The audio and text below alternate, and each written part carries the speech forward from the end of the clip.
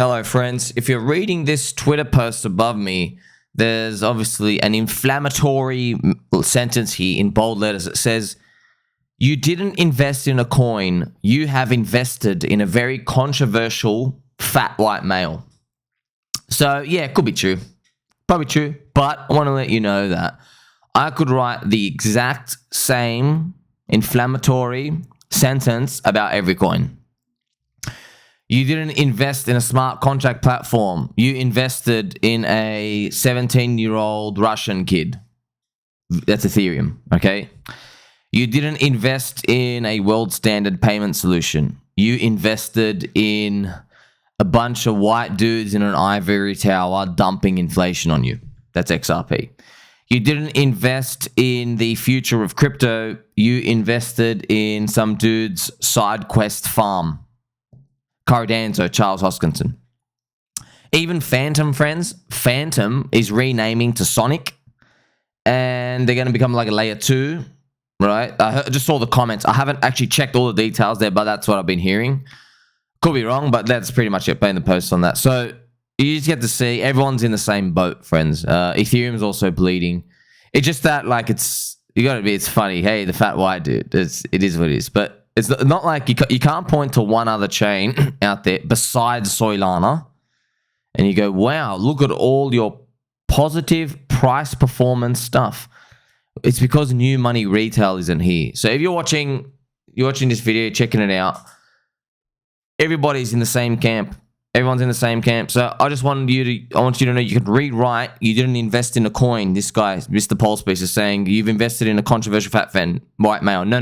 What it is if you're just holding core coins, you rewrite that as, all right, you have invested in a cycle 2 narrative.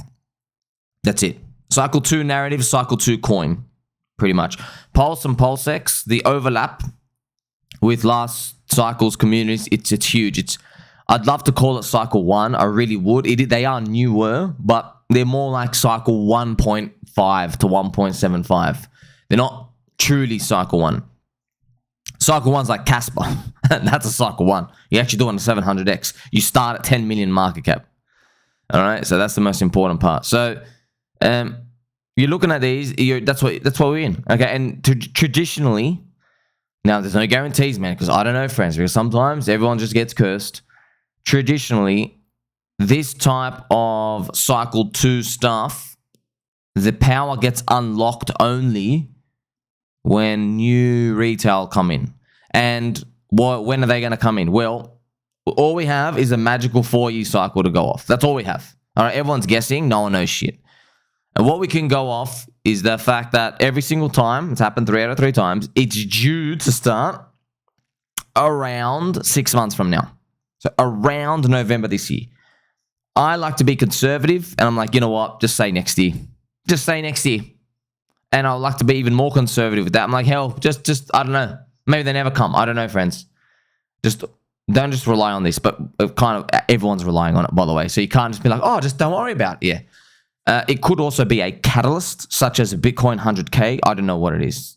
It's a weird price plus time synchronicity thing with the world monetary injection, okay, of the liquidity cycle. And they are on the way up. The money printing, the printer in the background for all the world governments, it is on its way up, friends. So that's when it's just due. It's due at the end of this year. That's it. And then that usually lasts for like 2 to 4 months. Well, historically, it lasts for like 5 months, but the first 2 months is just Bitcoin repricing up. Then it stops. Then there's 3 months of alt season, and that's literally the end of the cycle completely. That's what's happened each time. Now, I don't know if that's going to happen now. I have no idea. If that runs into like, you finish anywhere from like April to June next year, I don't know. But yeah, that's why technically, friends, it is possible. Actually, if you do the maths, let's say Bitcoin starts running in November this year.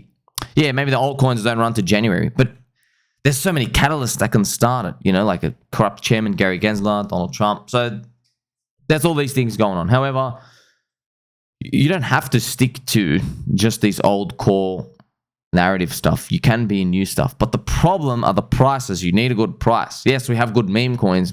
What about the other tech coins, man? They're making you pay billions of valuation. They're all that's why, friends, the whole industry is very, very upset at VCs. VC scum, they are the epitome of greed. They are greed, gluttony. No, come on, the tokens. I've got all the tokens for myself.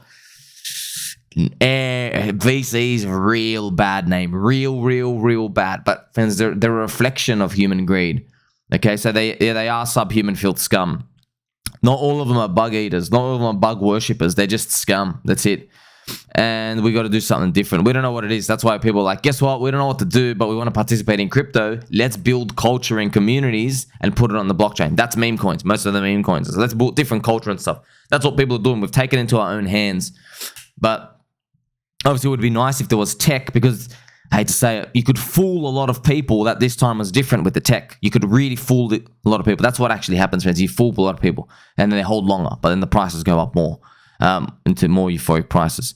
Okay, so yes, Hex, PulseChain, PulseX, they're all pretty much, they're in the ecosystem, they're core coins. To other people out there, friends, to someone holding Ethereum, PulseChain and Hex are a Ponzi scam piece of trash coin. So it's there. They wouldn't even consider it a lottery ticket. They'd call it a full-on scam. So it's up to everyone has their own idea of what things are in their head. But in our context here, in the context of the ecosystem, yeah, it's a core coin. There are all core coins, are all liquidity linked. But yeah, don't think there's nothing actually uniquely different. It does suck that we got to see Richard buy $14 to $18 million worth of everything, and then it just got rejected. It's kind of showing you that even with a monetary injection, he could not fight the trend.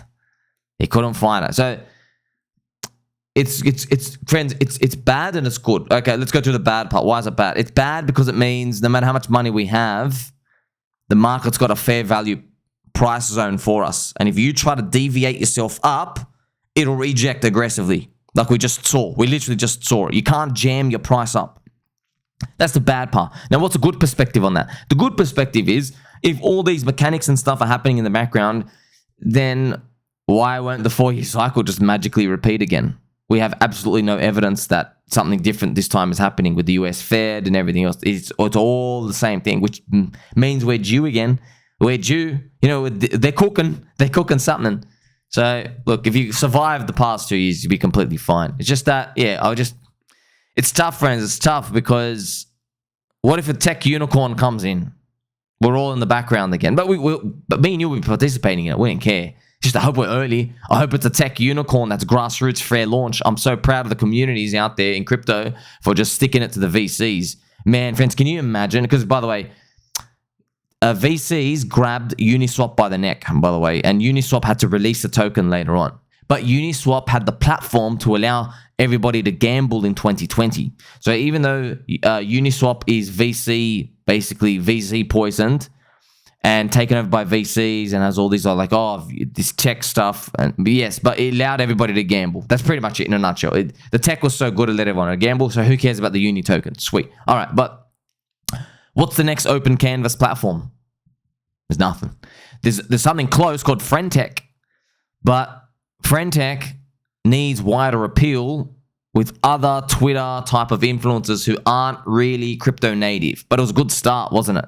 To like make money and people to degen trade off people's network effects. I think we're getting closer, friends. I know. I feel like this social fire stuff. People are underrating it so much. Like, just imagine, friends, if you made like a cool trading game or something where popular guys and girls on Twitter could just start playing, and then people speculate on them, and like something's got a certain value and it's worth, and it's backed by a certain amount of liquidity. We could go really, really far with that, but it's all about execution. It really is. It has to be simple. It has to be fast. You got to get people to use it. Okay, so we're not even there yet. Right now, it's just memes. That's it. People say, oh, well, the memes are going to die. Where's your $5 million tech? Huh? Where's your $5 million tech for us to buy? Oh, you are 2.5 billion. Oh, that's a bit of a price difference than 5 million. Okay, go screw yourself. I'm not touching that. You own all the tokens, fully diluted. You can't fool me with that. I know market cap matters. That's what all the VCs... Friends, the VCs are trying to tell everybody market cap doesn't matter. That's what they do. They go, don't worry about these FTV. Market cap doesn't matter because our tokens are coming out in 4 years when there's enough growth, blah, blah, blah, blah. No one believes them. No one believes them anymore, okay? So we're still going to make it, friends. Catch you soon.